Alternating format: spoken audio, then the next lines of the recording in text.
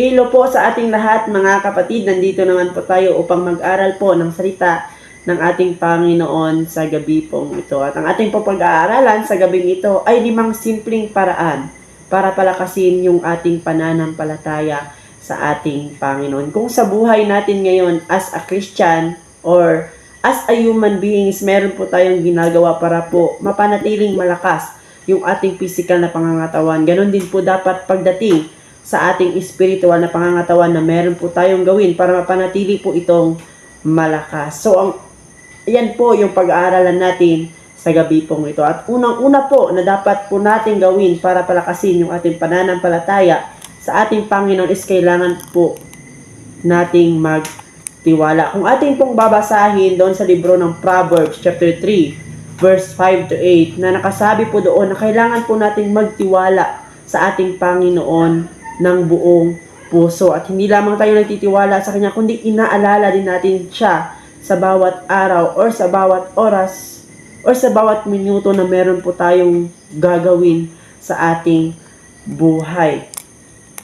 At sabi niya pa nga po doon na sa ating pong pagtitiwala is kalakip na po doon na meron po tayong takot sa Kanya sa bawat araw. So yan po yung una na dapat nating gawin para po mapalakas yung ating pananampalataya sa ating Panginoon. At pangalawa mga kapatid na dapat nating gawin para palakasin yung ating pananampalataya sa ating Panginoon is kailangan po nating manalangin. Kung ating pong babasahin doon sa 1 Thessalonians chapter 5 verse 17 to 18 na nakasabi po doon na kailangan po nating manalangin sa bawat o wag po tayong magsawa sa pananalangin. At sa ating pong pananalangin ay kalakip na po doon yung ating pasasalamat sa bawat oras or sa bawat araw or sa bawat mga pagkakataon na meron pong dumating sa ating buhay. Kailangan po nating ipanalangin sa ating Panginoon ng may pasasalamat. Kasi hindi lang po yan pinapalakas yung ating physical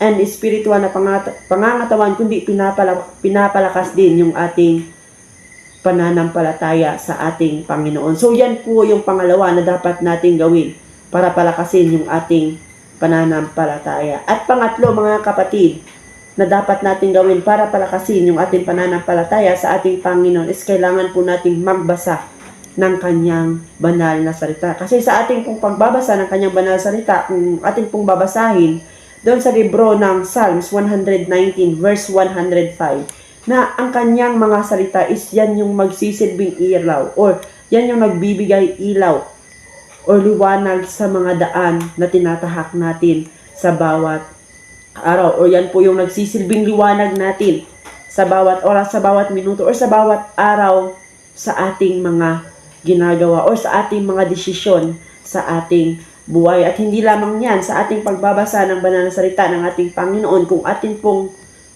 mababasa doon sa libro ng Ephesians chapter 6 verse 10 to 13 na yung salita ng ating Panginoon is yan yung kagamitang pandigma natin laban sa ating mga kaaway dito sa mundo. Kasi sabi nga po doon na hindi po mga physical na tao o hindi po mga kapwa natin tao yung ating mga kalaban, kundi yung mga masasamang espiritu sa mga himpapawid. So, yun po yung mga kalaban natin. Kaya, kung tayo po ay nagbabasa ng salita ng ating Panginoon, is meron po talaga tayong magagamit laban doon.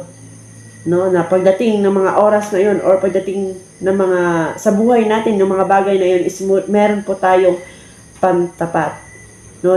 Tapos, hindi lang po yun, kundi pinapalakas din po sa pamamagitan ng salita ng ating Panginoon, ay pinapalakas din yung ating physical and spiritual na pangangatawan at yung ating pananampalataya sa Kanya. So yan po yung pangatlo na dapat nating gawin para palakasin yung ating pananampalataya sa ating Panginoon. At pang-apat mga kapatid na kailangan nating gawin para palakasin yung ating pananampalataya sa Kanya ay kailangan nating isabuhay ang Kanyang mga salita.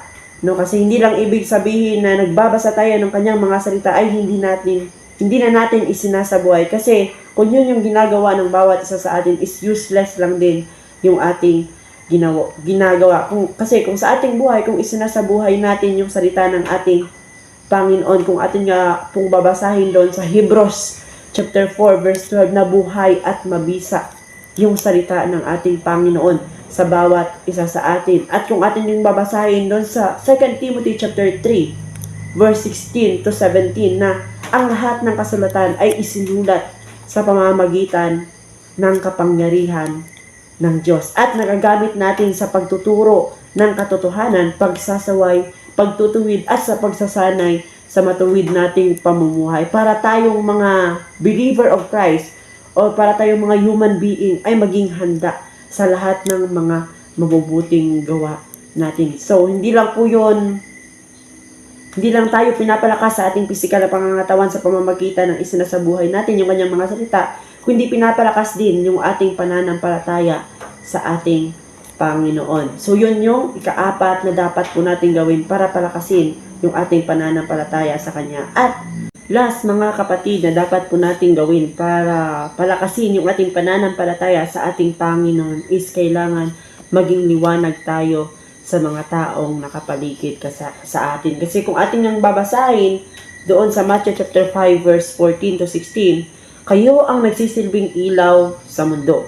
At ito ay makikita na tulad ng lungsod na itinayo sa ibabaw ng isang burol na hindi maitago. Walang taong nagsindi ng ilaw at pagkatapos ay tatakpan ng takalan.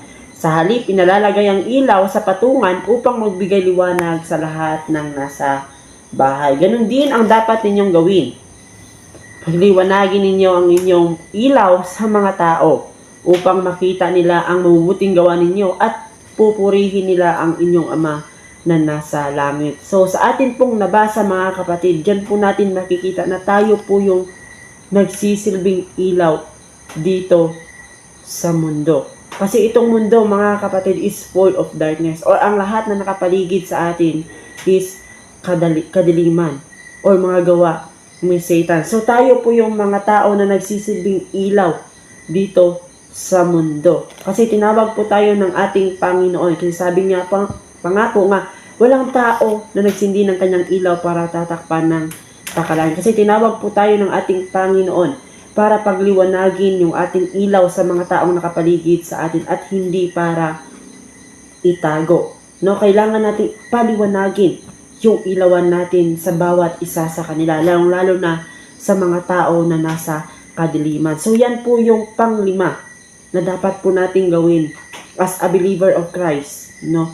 Na kailangan natin maging liwanag sa mga taong nakapaligid sa atin. Kasi hindi lang po niyan pinapalakas yung ating physical na pangangatawan at spiritual na pangangatawan, kundi pinapalakas din yung ating pananampalataya sa ating Panginoon. At para po sa ating pagtatapos, mga kapatid, kung atin pong babasahin sa Galatians chapter 6 verse 9 to 10, kaya huwag tayong magsasawa sa paggawa ng mabuti, dahil sa tamang panahon matatanggap natin ang ating gantimpala kung hindi tayo susuko. Kaya nga sa tuwing may pagkakataon, gumawa tayo ng kabutihan sa lahat ng tao, lalo na sa mga kapatid natin sa pananampalataya. So as a Christian or as a human being, mga kapatid, or as a believer of Christ, ay huwag po tayong magsawa sa paggawa ng mabuti, lalong-lalo na sa mga taong nakapaligid sa atin. At huwag po natin kakaligtaan na sundin yung 5 paraan. Wala namang simpleng paraan para tayo ay mapalakas sa ating pananampalataya. Unang-una is kailangan magtiwala po tayo. Pangalawa is kailangan manalangin. Pangatlo is kailangan magbasa po tayo ng salita ng ating Panginoon. At pang-apat ay isinasabuhay natin yung kanyang mga salita. At pang-5, mga kapatid, is kailangan maging ilaw tayo sa mga taong nakapaligid sa atin. So be strong and courageous. Do not be afraid. Do not be discouraged, for the Lord your God will be with you whenever you go. At salamat sa pakikinig sa gabing ito, mga kapatid. Naway na bless po tayo sa salita ng ating Panginoon. And to God be the glory.